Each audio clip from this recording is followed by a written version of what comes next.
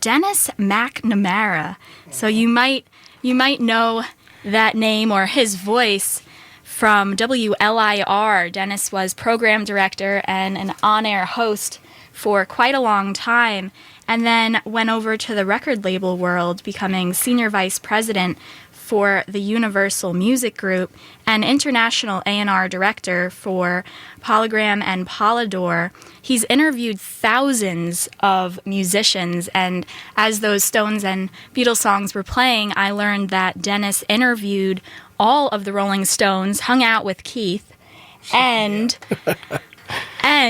interviewed George Martin on his show. So, yeah, that was on WLIR. Denis, thank you so much for being here. Oh, Joy, it's a pleasure to be here, and we work at the same station. I'm glad I met you finally after all these years. It's great. You run a nice station here. It's a good radio station, and I'm very proud to contribute with Mark Green on Friday mornings because this is a great community station. Fermented Radio. Yep. 10 a.m. to 12 p.m. Fridays. That's correct. And, well, it's Mark's show, but he invites me in as a sidekick, and that's fun. I don't know if you know the story of how it started, but I was retired and very upset because David Bowie had passed away. And I had the pleasure of, well, plus I was a huge fan, but I had met David and dealt, and talked with him over the years, and he was just one of the leaders in a music community that I was very much a part of. And I said to a friend of mine who worked in the truck back in the old days of LIR when we did the radio concerts, I said, boy, I wish I could do a radio show now because I'd like to, do a tribute to Bowie. And he said, oh, my friend does one at USB. Let me find out if he'd like to do one with you. And he called me, and we stayed up all night doing an all-night Bowie show here. And we had calls from all over the world. It was a really, really cool show. I learned this past weekend regarding George Martin that he's played piano on so many Beatles songs. That's correct. And if it were now those Beatles songs were being released, that it would be Lennon, McCartney, Martin. Entirely correct. I would think so. Though George was a very, very humble guy. I mean, when he sat down to interview with me, and I was a nervous wreck. We were in a restaurant that they had rented out in Manhattan. And he actually said, well, before we start, can you tell me about yourself and your career and all of this? And so I spent about 10 minutes telling George Martin how I, done all the things I had done and how important the Beatles were to my life. And then he said, you said they're your favorite band. Yeah, they are. They've always been my favorite band. And he, George Martin said, oh, we're going to have fun. Let's talk. And he was just marvelous. He was inspiring. He was like a producer even for this interview and open about everything. And he could tell from my questioning how much I loved the music that he had produced. And he was a brilliant producer. I mean, I don't know if you've ever seen, there's a great documentary about the studio he opened down in the Caribbean, I think it was, which got destroyed ultimately by a volcano erupting. And so many great people recorded there. That's where Queen, rather not Queen, but Dire Straits and Sting did the MTV song, and all of these people that recorded down there did incredible music, and apparently it was one of the great recording studios to work in, and then now it's gone. It just got blown up, basically, by nature. And he just handled it so wonderfully because it was the dream of a lifetime for him. But yeah, he couldn't have been nicer, and he couldn't have been more like the person I wanted him to be. And when that happens, especially when you're interviewing one of your idols, it's just a remarkably good feeling. And so I learned a lot from him just talking to him that day. And I've always been a fan of his work. Giles, his son, has done a great job, too. He's a great, great producer in his own right. And the two of them were doing it together for a long time. But, yeah, being on LIR and DRE eventually, before I went off into the record company world, was such a great, great adventure because being on Long Island, we were the cool rock station, but everybody comes through New York. It doesn't matter who you are musically. You play New York, no matter where you're from. I mean, Bjork was here from Iceland. You know, all of these people would, and we would eventually end up meeting them and having them come to the station or hang out with them. And I mean, we did this for a long time. And it was really the changing of the music culture, the way it evolved. Especially, you know, from when I came in, I was a Beatles and Stones and Who and Led Zeppelin kid. And, I mean, by the time we peaked, which was really in the 80s, we had been one of the more adventurous stations in America. So we were the ones that brought in U2 and Depeche Mode and The Cure, and I could go on and on and on. And it was a real privilege because not only did we love the music, but we got to meet all these incredible musicians, and they all loved us because they wanted their music played in America. And we were what they referred to as the gateway to America. And then we had the movie made about us, the WLIR movie, Dare to Be Different. And that was like a hit at Tribeca, and it kind of went all over the place. And we just are in the midst now of signing a new distribution deal, and we're finally going to have it released in England, which is great. I've wanted this for so long because I always wanted to see how the British reacted to LIR because all their stars came through LIR in America. And, you know, we weren't the biggest station. We were a 3,000 watt Class A radio station, but we were the most listened to 3,000 Class A radio station in America. So it really was a wonderful adventure. And it took place on Long Island, so, you know, I'm really glad to be here telling you about it. Denis McNamara, program director for a very long time at WLIR back then, and on-air host, and then record labels and all of that. But we're going to get more into that as Hygge with Joi progresses. Next up, we're going to listen to Real Love, Anthology 2 version by the Beatles. This is DJ Joi with an eye on WUSB Stony Brook. Musical talent that has fallen to the deadly hand of heroin and barbiturates. I know these people wouldn't want you to take the same bum trip in life, so let's learn from our brothers and sisters' mistake. Stay on the trip of life and away from downers.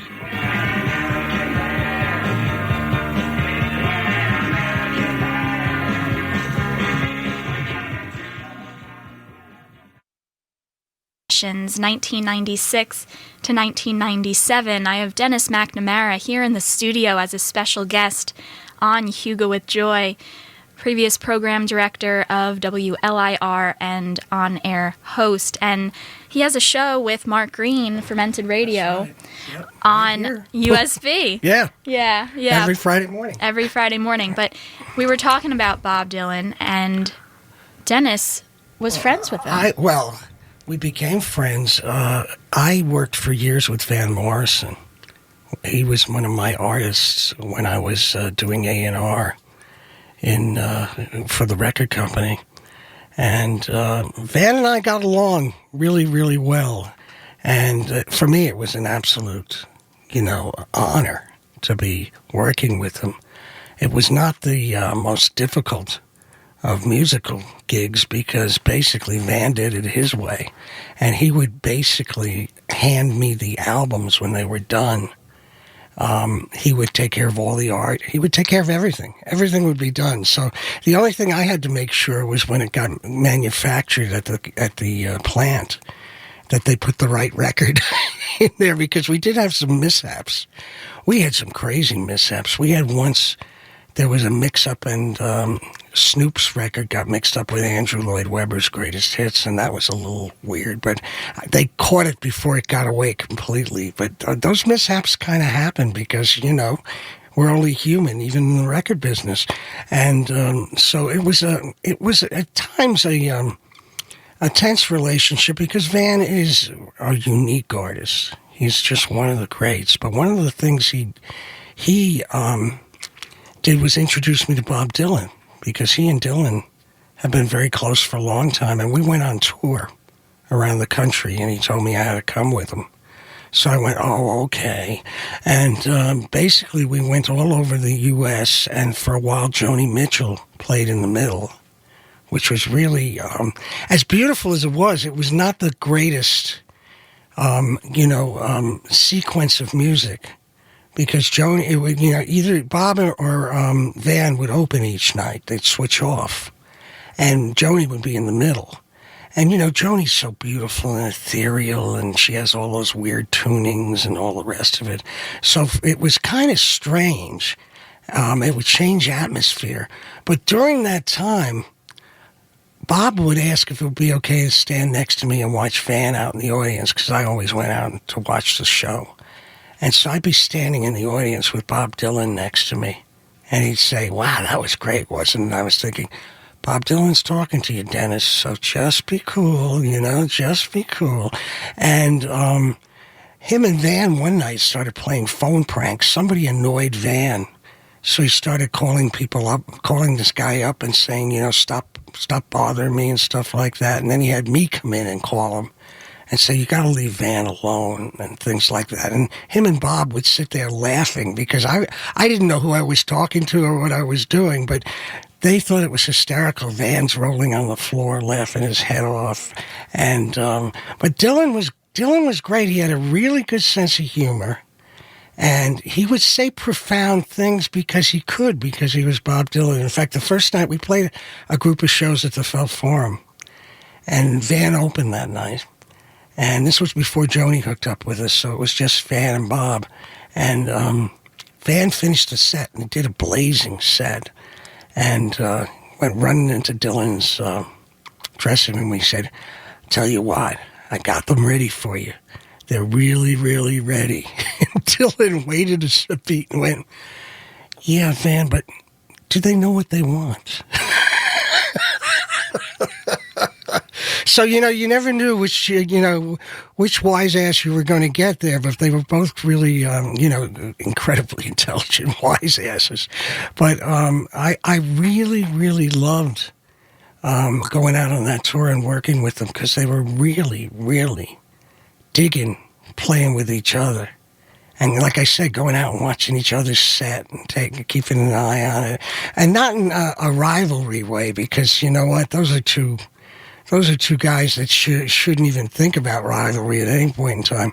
But just the way that Dylan and Van Morrison acted with each other, it was just, it's like, seeing two great sports athletes or whatever together and knowing, we're cool, we're all right. And I'll never forget that. That was very exciting. I mean, that's one of the nice things. From being a DJ, I got to meet so many people and eventually learned so much about music and all aspects of it. I mean, the record company was a cavern of mystery that little by little I learned every aspect of it, whether it was publishing or, working on recording the records, mastering the records, doing all those kind of things. And it really was, for someone who loved music as much as I do, it was just an eye-opener all the time. And I just can't go on about how exciting it was to work with. I mean, I had platinum records with Donny Osmond. I did all kinds of very different... I mean, I worked with Andrew Lloyd Webber for 10 years, and that was remarkable. I mean, he's one of a kind, that guy. And he was always asking about LIR. He wanted to know all about LIR because people told him I was from LIR. He didn't know what it was because we weren't really playing much Andrew Lloyd Webber. And I worked with ABBA for years and years.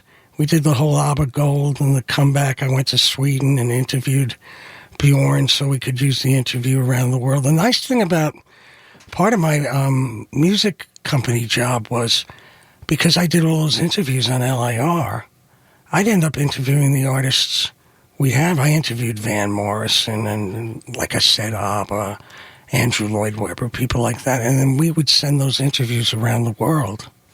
So, and many times they'd take me out. They'd have those, like you get those records, sometimes the promo records. And I think it'd be funny because I'd hear snippets of my interviews, but I wasn't on them. It was really funny, but I knew I was there, and I'll always remember them. So it was just great. It was great. It's great to remember it now. It was quite an adventure, and I'm very grateful to tell the story on WUSB, where it's a 1:45 on what is going to be a snowy night. I heard. Yeah, we're going to get some snow. We haven't had any, so I guess we're getting it tonight. But then I heard it was going to rain and wash it all away. Yeah, so we're going to get a moment of winter glory, and then it's going to go away. But I've heard so many people complaining there hasn't been any snow. I have to admit, I'm one of those I can live without it. I've had a lot of snow in my life. But Denis McNamara, former program director at WLIR, and on-air host, and then went on to the record label world, becoming senior vice president for the Universal Music Group and international A&R director for Polygram and Polydor. We were talking all about Van Morrison here on Hygge with Joi. Moondance is one of my absolute favorite songs. That's just such a brilliant record. And I mean, it is, when you listen to it, every song is great. You know, that certain artists like the Beatles we were talking about, very few artists, but the Beatles certainly did. Every song was great on a record. No duds. Moondance is that kind of record. And it's, I mean, I don't know, play anything from it. It'll be fine. It'll bring a smile to someone's face out there listening. We'll play Moondance, Van Morrison. You're listening to Hygge with Joi on every Monday, 12 to 2 p.m. I am your very own DJ Joi with an I.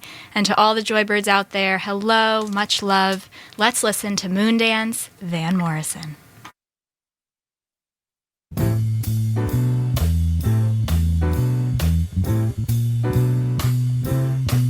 Well, it's a marvelous night for a moon dance with the stars up above in your eyes.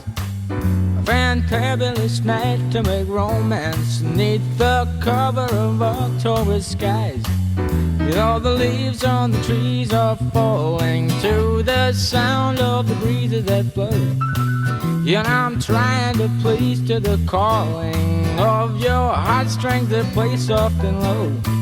You know, the night's magic seem to whisper and hush. You know, the soft moonlight seems to shine in your blush. Can I just have one more moon dance with you, oh, my love? Can I just make some more romance with you, oh, my love? Well, I wanna make love to you tonight. I can't wait till the morning has come. And I know now the time is just right, and straight into my arms you will run. And when you come, my heart will be waiting to make sure that you're never alone. There and then all my dreams will come true, dear. There and then I will make you my own. And every time touch you, you just tremble inside. Then I know how much you want me that you can't hide. Can I just have one more moon dance with you, my love? Can I just make some more romance with you, oh, my love?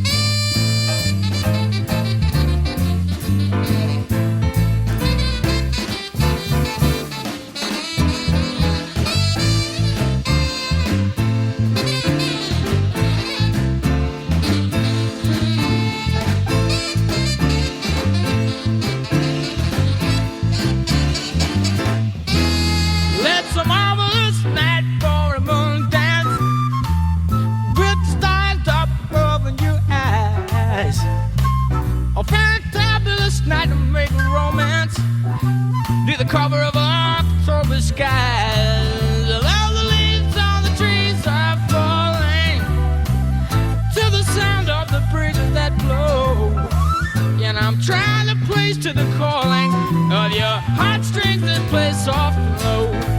In all the night's magic seems to whisper and hush. In all the soft moonlight seems to shine in your place. Can I just have one more moon dance with you, oh my love? Or can I just make some more romance with you, oh my love? One more moon dance with you in the moonlight on a magic night.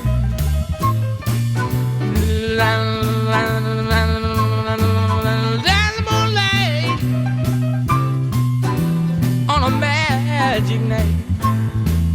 Can I just have one moment dance with you, my love?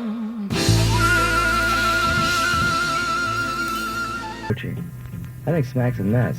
I think there's no need for it. I mean, it isn't one of those drugs that makes anything better. I just think, there's so many positive things to get off on. I just keep going around on reaching for the brass ring, you know. That's what this old friend of mine told me. He was like 80 years old in the Navy Vets Hospital down in Philadelphia. And I said, how you doing, George? He said, sicker than hell, but still going around reaching for the brass ring, you know. There's always something, when somebody that old and that sick can still want to keep going around, there's no reason why a kid 15, 16 would want to do a deep six, check himself out behind some drug like smack. I mean, you only have one body. Why put a toe tag on it? This is Jim Croce saying, anybody want to, you can come mess around with Jim, but don't be messing around with no smack. Now where's that? It's not hustling people strange to you, even if you do got a 2-piece custom-made food. We heard Jackie Wilson Said, I'm in Heaven When You Smile by Van Morrison. And that's about Jackie Wilson, a real sure live person. Jackie Wilson was one of the great R&B singers who influenced so many people. Van Morrison, who I've mentioned that I got to work with. I'm Denis McNamara, and I'm visiting Joi today. But one of the people I work with, Van Morrison, adored Jackie Wilson, so we talked a lot about him. He was a prominent singer in the 50s and 60s in the R&B world, as I said, or the transition of rhythm and blues into soul, which was such a big part of music, especially African-American music, back in that period of time. They called him Mr. Excitement because he would go on stage. He would play the Apollo or the Brooklyn Fox when I was a kid, and I got to see him. I shouldn't have been there, probably. I was probably like 12 years old, but it was amazing. And we would all get on the subway from where I lived in the Upper Bronx and go to Brooklyn, which was unknown territory. I mean, a bunch of us. We wait online, and this guy, Murray the K, who was the fifth Beatle, he was the big DJ on 1010 Wins. He'd do these shows. They'd go all day. He'd bring in some of the British bands. I remember I saw the Shangri-Las there, the Zombies. Oh, my God, Little Anthony and the Imperials, the first time I saw them. And I went on to work with them. I even inducted them in the Long Island Music Hall of Fame. I got a lot of time for Little Anthony and the Imperials. They're good people.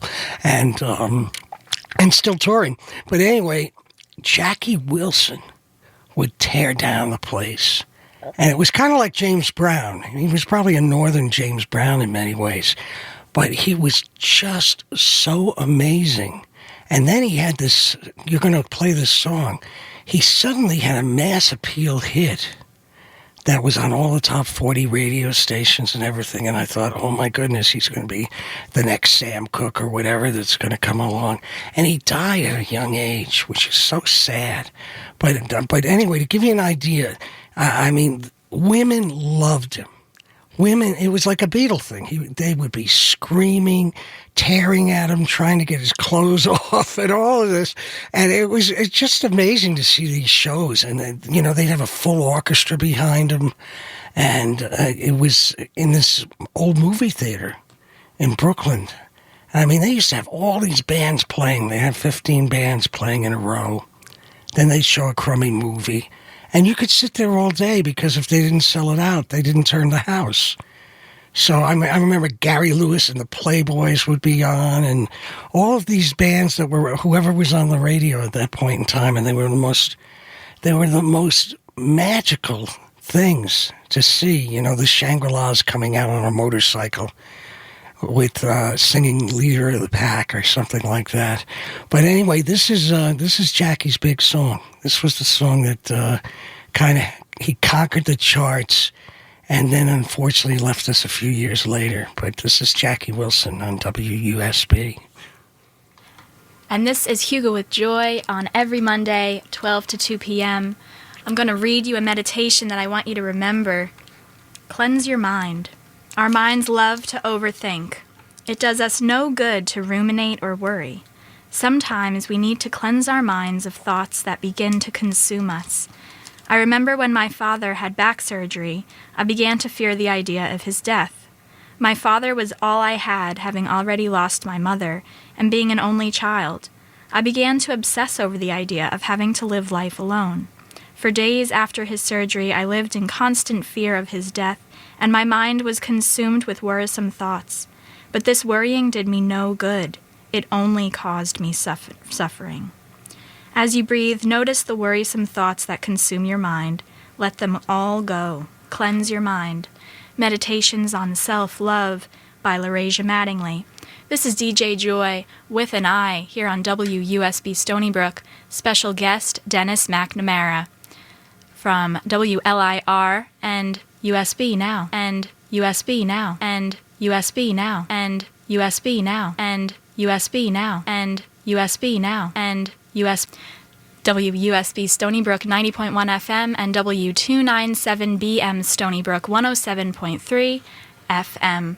We're going to listen to Your Love Keeps Lifting Me Higher and Higher by Jackie Wilson, and we just heard Jackie Wilson Said by Van Morrison.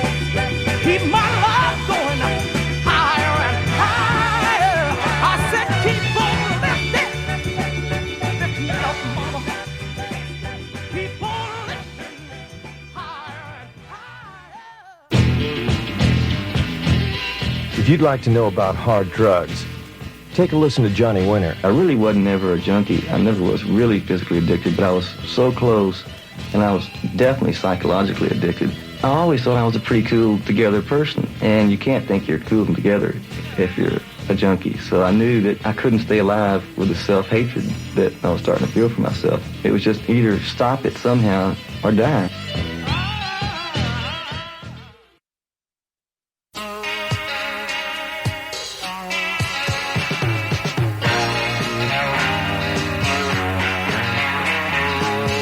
This is Linda Ronstadt. If you get high, be sure you don't die. Some drugs speed you up, and some drugs slow you down, and booze makes it all the more dangerous. Watch out for the things that might wreck you or your pickup truck.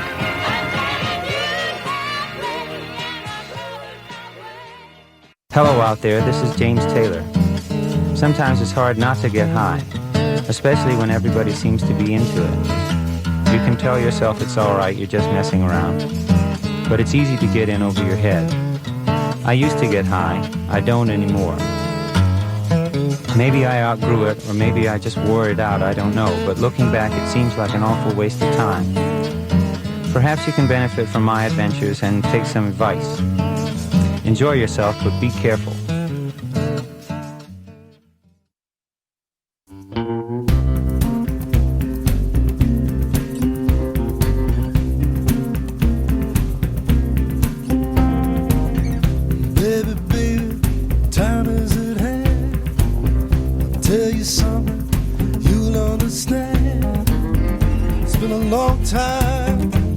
Something strong. Oh, baby, it ain't gonna be that long. Baby, the time is at hand. I'll tell you something that you'll understand. Spent a long time looking for something strong. Oh, baby, it ain't gonna be that long. Hey, we're just falling in straight from hell. I can't keep on rolling step. Oh, baby, how lucky can one man get? How lucky? Yeah, I know I gotta go, but I ain't finished yet.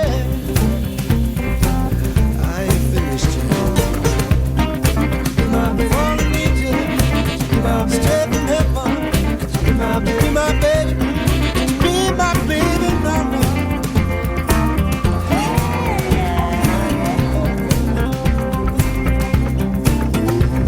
Yeah, oh baby, it ain't gonna be that long.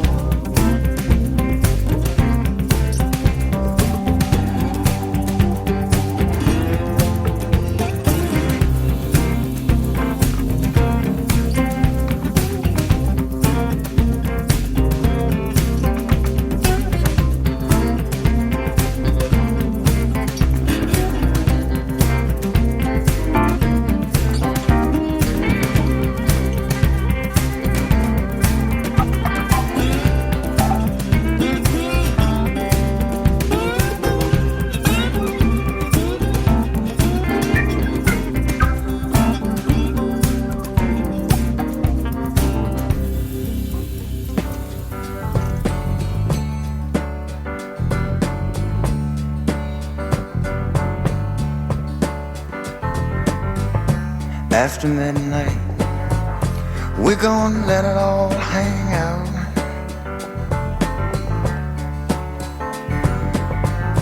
After midnight, we're gonna chug, look and shine. We're gonna cause talk and suspicion, give an exhibition, find out what it is all about. After midnight, we're gonna let it all hang out.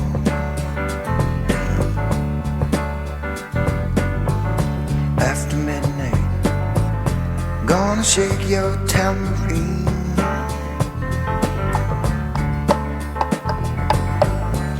after midnight. It's gonna be peaches and cream. We're gonna cause talk and suspicion, give an exhibition, find out what it is a whole labor. After midnight, we gonna let it all hang.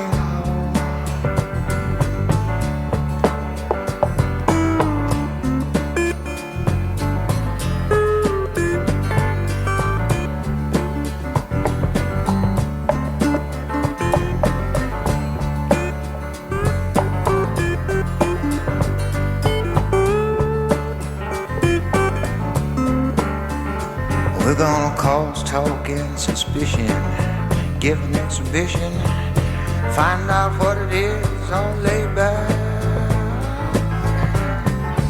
After midnight, we're gonna let it all hang out.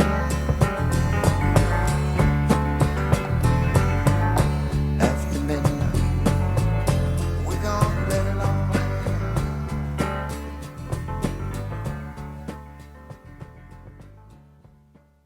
That was J.J. Cale doing an Eric Clapton cover of After Midnight. And before that, we heard Fallen Angels by Mark Cohn. I thought it was Eric Clapton, and so did Dennis here. Oh, Mark Cohn, yeah, he sounded just like Clapton on that. And then J.J. Cale was just such a remarkable songwriter, and Eric Clapton put him on the map when he covered. He did After Midnight and, of course, Cocaine, both of them written by J.J. Cale, and gave him a career, really. Both by Eric Clapton. Written by J.J. Cale and recorded by Eric Clapton. Yeah. Really? Yeah. He discovered him, I guess. Wait, After Midnight, who wrote that? Was written by J.J. Cale. Really? Yeah. He was just a phenomenal find for Clapton. Wow. And a guy that never, Brilliant. having the opportunity to work with him years ago, he got signed by Leon Russell on his Shelter label, and then Clapton made him so much money. And if you remember, After Midnight became a Michelob beer ad, and there was all kinds of money coming in, and JJ, bless him, was able to prosper, and then he and Clapton made an album together. It's quite good, too. But it was great to hear that. That's the J.J. Cale version, the original version there, After Midnight. We were talking about James Taylor, Dennis and I. Oh, yeah. James Taylor has such a perfect voice. He really does. Joybirds, this is Denis McNamara from WLIR, previous program director and on-air host, and also worked for Universal Music Group and A&R. Really an amazing person, sitting right here as my special guest today on Sneaking Hygge with in Joy. on a Monday. But James Taylor, perfect voice. James Taylor, I was invited a couple of years ago to, they used to do, Sting used to do the charity concert at Carnegie Hall for the Rainforest. And he'd have a very unlikely group of people. The night I went there, it was Whoopi Goldberg, Don Henley, anyway, a bunch of great, Elton John, and they sang a medley together, and all of a sudden James Taylor hit his part, and you saw the faces on everybody just look and go, oh my God, this guy's voice is it's so incredible, and he really is an American institution. And a heck of a songwriter, and he connects to the Beatles because he was signed by George Harrison. I mean, then, Peter Asher was on the air here at USB telling us the story of discovering James Taylor, after George discovered him, and then whisking him away and getting him signed to Warner Brothers. And the rest is history because that music just became part of, really, American culture. And they're such beautiful albums, especially those early. All of his albums are beautiful. He's just a terrific performer.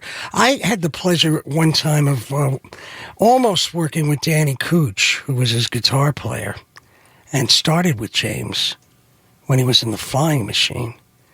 We had the assignment of doing we were approached by Warner Publishing to do a tribute album to James Brown using contemporary artists.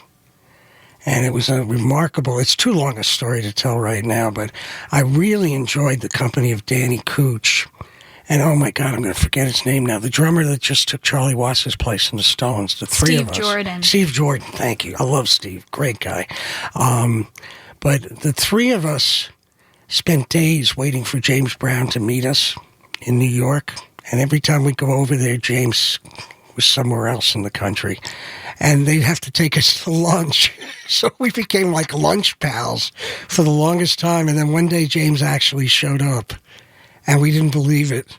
So I'm running across town thinking, I wonder if he's really here this time or whatever. And James was. And he came in, and he was dressed in a three-piece green suit. He had giant men around him, bodyguards. And I walked in, he went, Mr. McNamara, I want to talk to you after this. And I went, oh boy, here we go. Because we had his catalog, the company I worked for at the time, Polygram. And anyway, after he basically told Steve, Danny, and I that all our suggestions for the box set were bad, none of them worked. He didn't know who Depeche Mode was because we were going to have them do a thing. He didn't know who half the bands were we were doing. And he said to us, which was really funny because we all looked at each other, and I don't know how he replied to this. He went, my goodness gracious, where are the Bee Gees? We need the Bee Gees on here. He was looking at me because I had worked with the Bee Gees, and I was thinking, I don't know if the Bee Gees want to do this, but, we could always ask. But that wasn't the direction we were going in. We were going in a much more, shall we say, rock-oriented direction. We had in mind U2 and The Cure and people like that, and Van Morrison, et cetera, et cetera. So anyway, then he said, well, you boys leave now. I need to talk to Mr. McNamara. And he had the head of Warner's Publishing in there, and he said, I need you to give me $1 million because I'm going to give you this record, and it's going to make so much money for you, it's ridiculous. And whenever artists would sit down during my career, it's very nerve-wracking to have an artist play their song, and you're sitting there listening to it. Because, they can't help it. They're looking at you. And they're seeing if you're going to smile, if you're going to do anything. So what I did for years, and I still do to this day, if you're the artist and you're playing me your record, I'm more than happy to listen, but I close my eyes. I just want to, take it in and not realize I'm being watched doing it, because I much prefer to listen to a song to judge it the first time by myself somewhere, whether it's in a car. I love listening to music in cars because it reminds me of being on the radio. But anyway, so what I did was I closed my eyes, and James played this song that was basically about rappers clean up your mouth and don't curse anymore. It was really a strange song, to say the least. James Taylor we're talking about. Yeah, I know, and I went to James Brown. But, yeah. So this is James Brown This now? is James Brown. So I'm sitting there. Oh, my goodness. I'm sitting there thinking, what a song. What a song. And the next thing I know, he's sitting on my lap and singing the chorus into my ears. And the guy from Warner's, because I still have my eyes closed, the guy from Warner's is saying, we were just trying not to laugh because you were just sitting there looking scared to death with James Brown in a three-piece suit singing into your ears about rappers clean up your act. And it was just, but anyway, I led into that with Danny Cooch, but I promised I'd get you a James Brown story in there. But Danny, is just a remarkable guitar player. You can see dealing with him how he can be a great producer, a good guy to have in the studio, very calm, and he goes back so far. I mean, I love his work with Bonnie Raitt, and he's worked with a number of people over the years, and stuff with James is great. But going back to the Flying Machine, I remember being very, very young, and this was a big, big hit for them. And this was Danny Cooch taking the band James Taylor had while James was recovering from drug addiction in England and about to meet the Beatles and get signed there. But this is from that period. The Flying Machine. The Flying Machine, yes. It's an archival release of 1966 recordings. and it was released in 1971. Really a great, great album. And we're going to listen to Cooch's song because we're talking about Danny Cooch Korchmar, who was the guitar player in this band. Yeah. WUSB. Stony Brook, 90.1 FM. I am DJ Joi with an I, and with me as a special guest is Denis McNamara from WLIR, their program director years ago, and on-air host and the teller of many, many stories. Yeah. Title on it? Ready? What's the title? You don't know yet. Okay.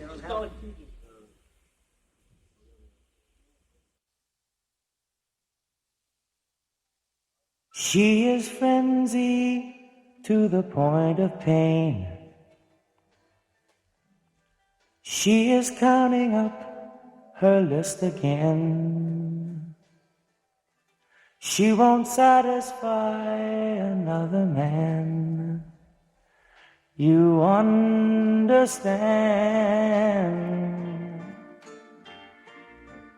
You can't cross the boundary beyond which she stands. He's disposed of all his inner mind, donned his mask and left the world behind. He has cancelled all the checks he signed. So why be kind this time? You can see the picture of you in his hand.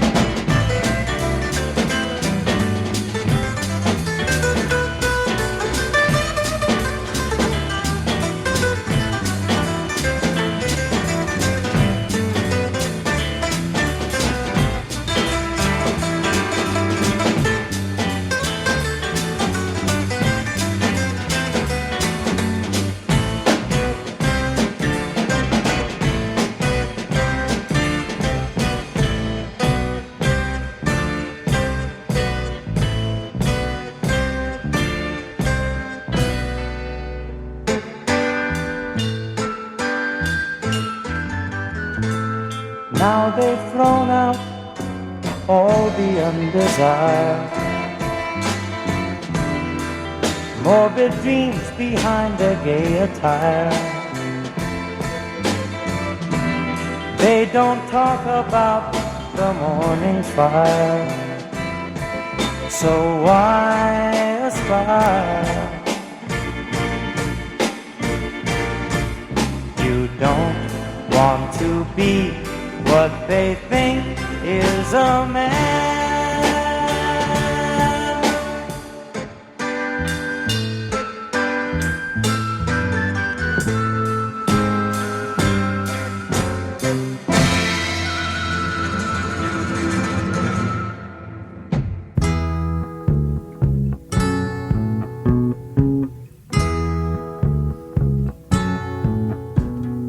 Slipping away, what can I say? Won't you stay inside me, month of May, and hold on to me, golden days slipping away. Sunshine on my wall to keep my mind on the things I'm saying. Footsteps in the hall to tell me I've been this way before. No, let it rain, sweet Mary Jane. Let it wash your love down all around me. Come inside and put it down. Let it rain.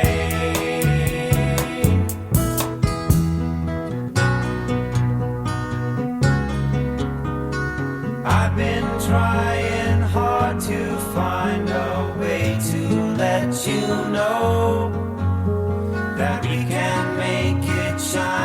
almost all the time.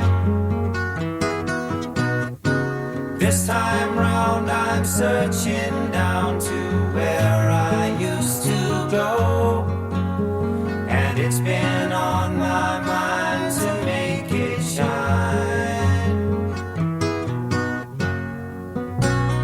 You can say I wanna be free, I can say someday I will be.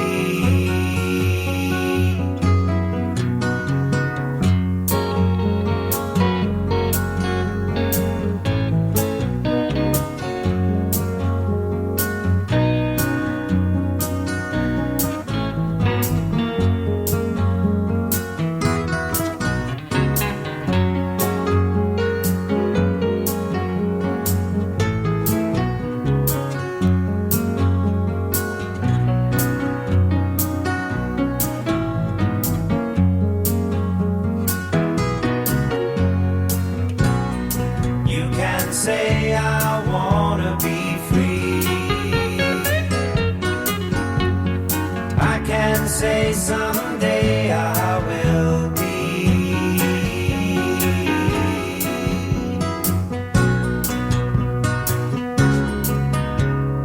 When I catch a common cold, wanna hear a saxophone. When I let the good times roll, me a bass trombone, walk me down old funky street. Lord knows I feel good enough to eat now. Hold my soul, now I'm sure enough fond of my rock and roll. When I go to sleep at night, wanna hear a slide guitar.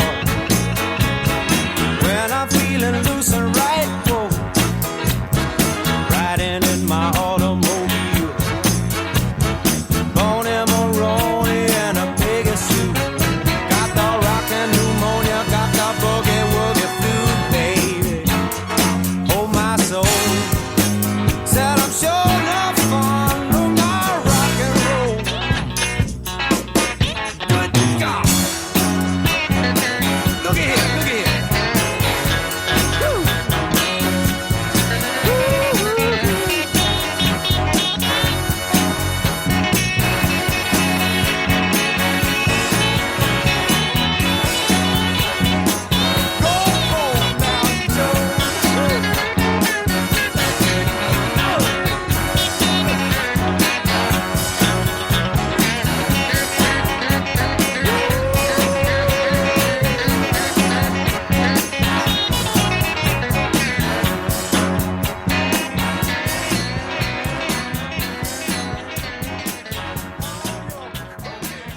Sweet for 20G off of Sweet Baby James Taylor. Really an amazing song and a superb album, not one dud. Really is. Peter Ash's production is just fabulous on that. And, you know, the musicianship itself is so clean and crystal clear. It's just great.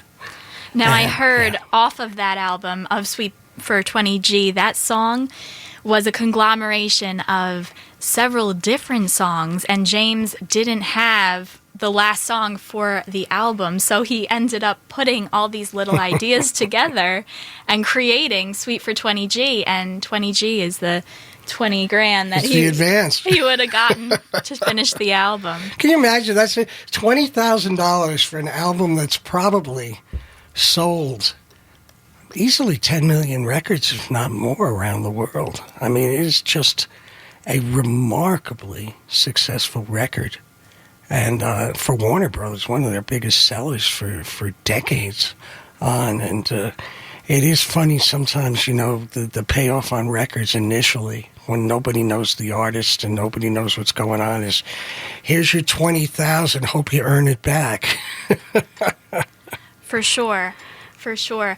We're going to play Johnny Winter up next. Thanks so much, Cowboy Ron, for calling in, and all the other Joybirds out there enjoying the show.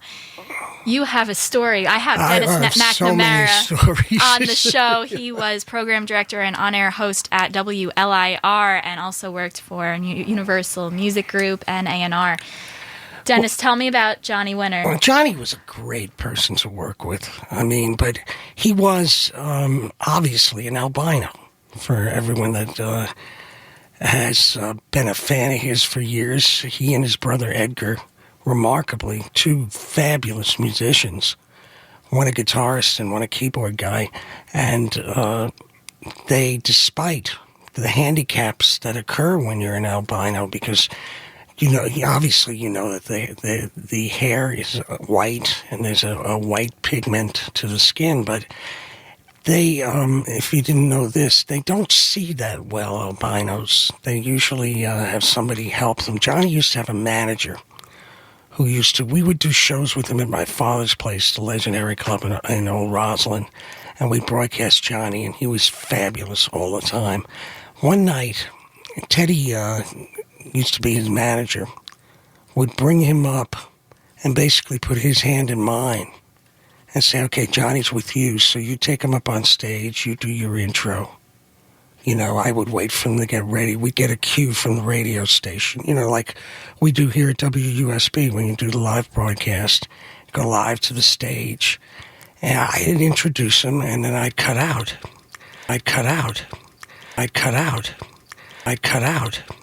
So on this particular night, somebody came up with a problem. I think there was a monitor problem or whatever just before we were going to go live. And they wanted me to stall a little bit so they could fix the monitor.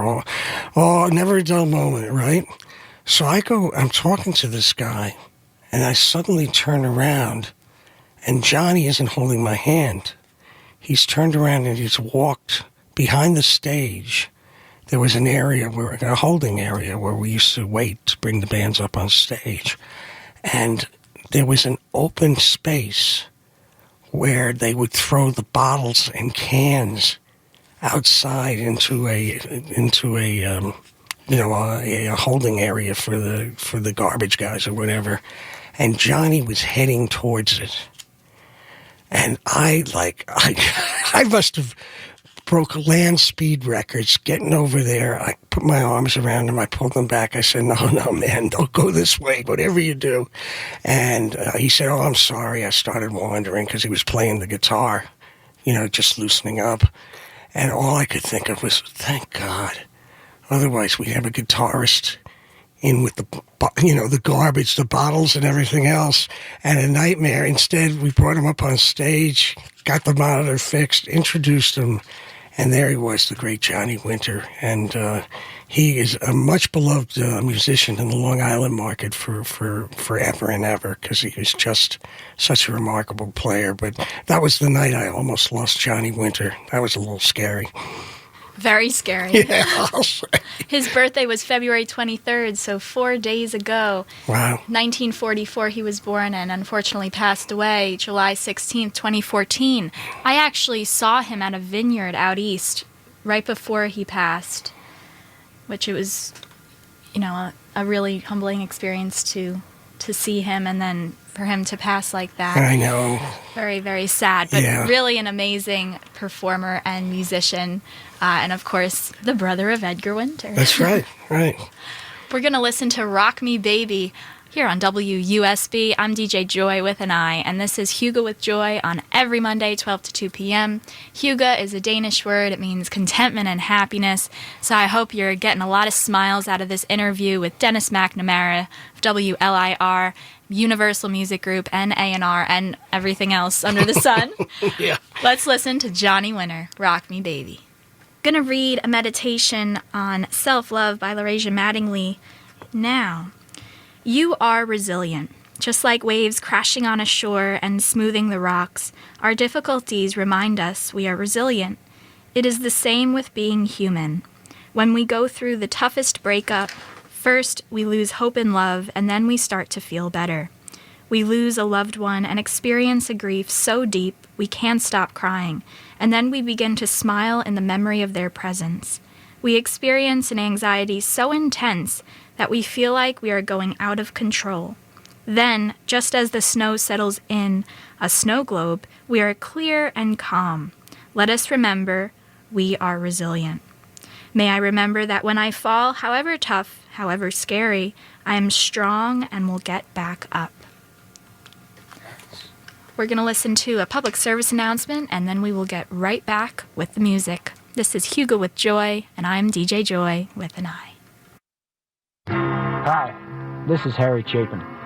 I'm not too big on authority or telling people what to do, and especially in terms of their private lives, and even more especially when I think our society has some rather silly rules. But one thing I think I can talk about is hard drugs and how they affect music.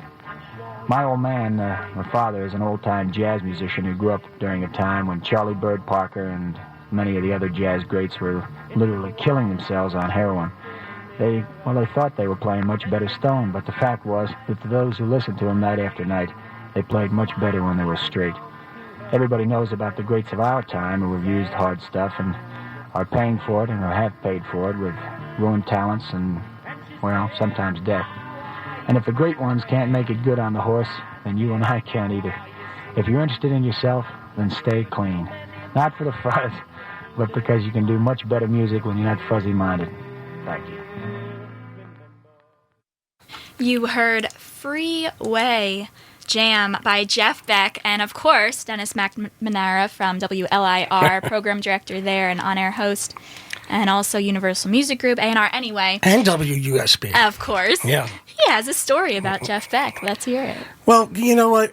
Jan Hammer was one of the great synthesizer players and still is, and is a very shy musician. He chickened out of doing my show about 3 times back in the day at LIR. And we used to have a joke like, oh, Jan Hammer will be here any time now. And, you know, and one day he showed up. And he was very, very nervous about being on the radio. But he was great. And he was playing all, you know, he was a pioneer of synthesizer music and of jazz fusion. He was, you know, a god, and he did a lot of, if I remember, he did the Miami Vice material and did a lot of things and played with so many great jazz artists back in that day. But one of the guys that he really, really hooked up with and loved working with was Jeff Beck. And of course, we all loved Jeff from being little kids and the Yardbirds and Clapton and all of that stuff. And so Jeff Beck came to play Nassau Coliseum. It was probably the album he did with Jan Hammer, and they invited me to go. And unbeknownst to me, they said, "Why don't you come backstage after the Remarkable Memory?" And oh my God, when you sit there and he just plays the piano and you're the only one in the room, it is just like you don't know what to say. You just sit there and think, oh my God, he's such an incredible piano player. But, you know, that's part of the beauty of being in the music business, you know, whether you're in radio or you're working for a record company or working for a band or whatever. It's really a beautiful, beautiful experience, and music makes life special. So I'm glad to share some of this with you today. I hope I'm not talking too much. And, you know, we're here on USB. It's great to be here. And just watch out for the snow tonight. Not talking too much at all. I want to hear about Depeche Mode. They put out a song 2 weeks ago. We're going to hear it soon. It's called Ghosts Again. Yeah, they were just on one of the night shows. I think Colbert. I'm not sure. One of them recently. Colbert, yes. This is a big time for them because Andy Fletcher passed away. And that was very sad. Andy, I have to admit, was my favorite member of the band.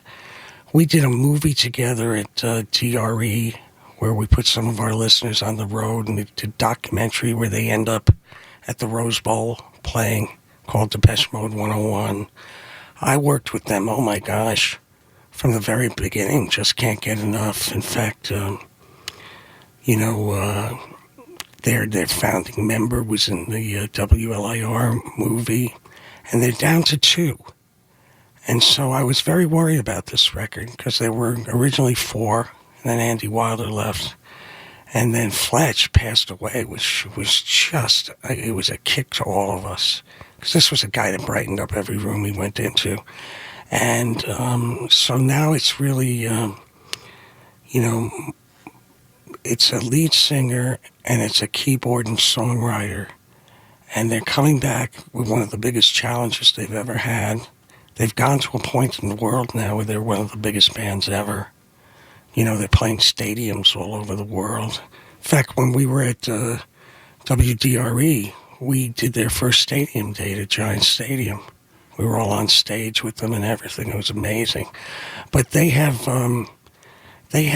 developed such a sophisticated following all over the world, and they really have gone into various kinds of music like EDM and pop music to EDM, really, and dance music, and just it's a remarkable evolution.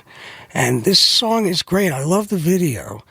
It's a song about playing chess to stay out of hell.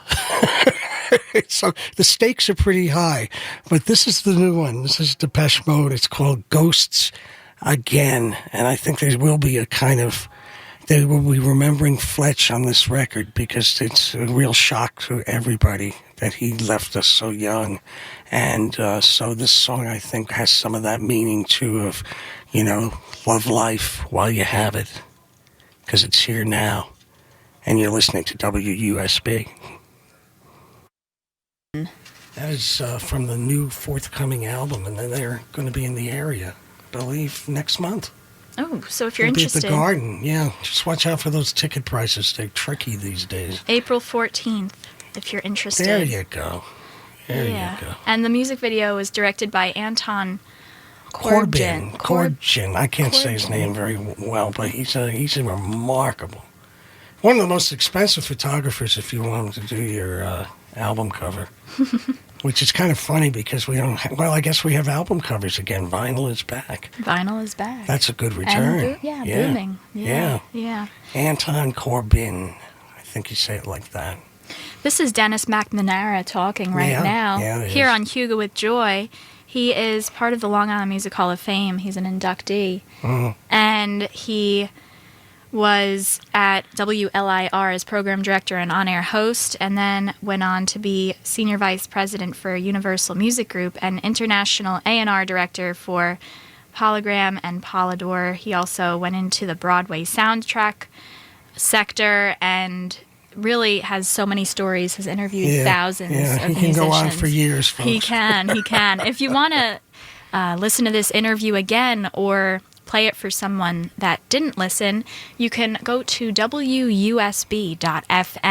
Just type that into Google and go to the website, click on schedule on the left, go to Monday at 12 noon, and click on those little speaker icons right above Hygge with Joi, and you can hear the show all over again. And that is also where the playlist is if you click on Hygge with Joi and go to today's date of February 27th.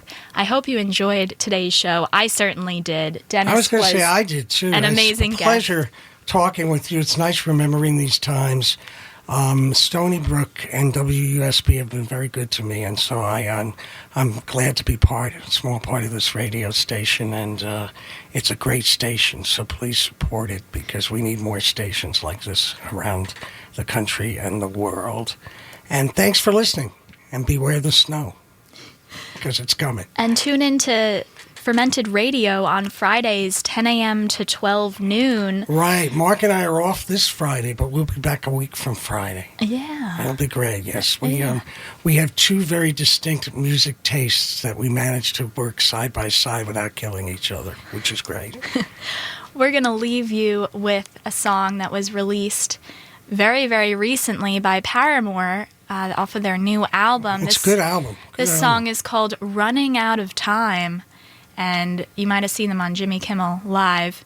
Wow. But let's take a listen, and Joybirds, hang in there, keep smiling. And as I said at the beginning of this show is dedicated to Peter Rapp, a longtime Joybird, and who told me that listening to this show was the highlight of his week. That's nice. So this show goes out to him, and thank you, Cowboy Ron and Barbara, for calling in. And I'm going to leave you with a meditation, and then we're going to play Paramore. Move beyond your old ways. There comes a point in time where our old ways of thinking and being cease to work. We get comfortable and feel safe, and then all of a sudden we're forced to change. Not to say our old ways are bad, but no growth comes from comfort and staying the same. Sometimes we are awake enough to hear the whispers of the universe telling us it's time to change. Other times we don't hear, and the universe takes matters into its own hands, forcing us to change. Let us move beyond our old ways into a new, more awake version of ourselves. From Meditations on Self-Love by LaRasia Mattingly. Thanks so much, Joybirds. I'll talk to you next week. This is Paramore, Running Out of Time, here on WUSB.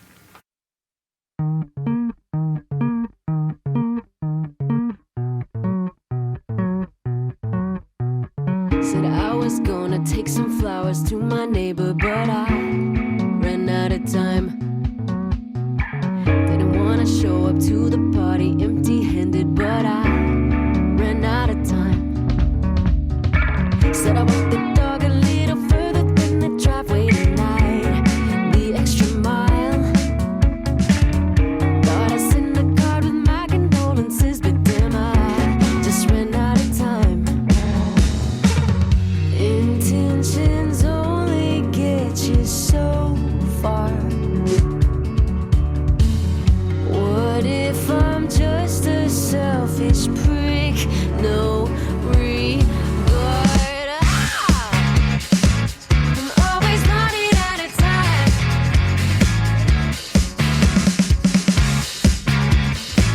I'm always running out of time.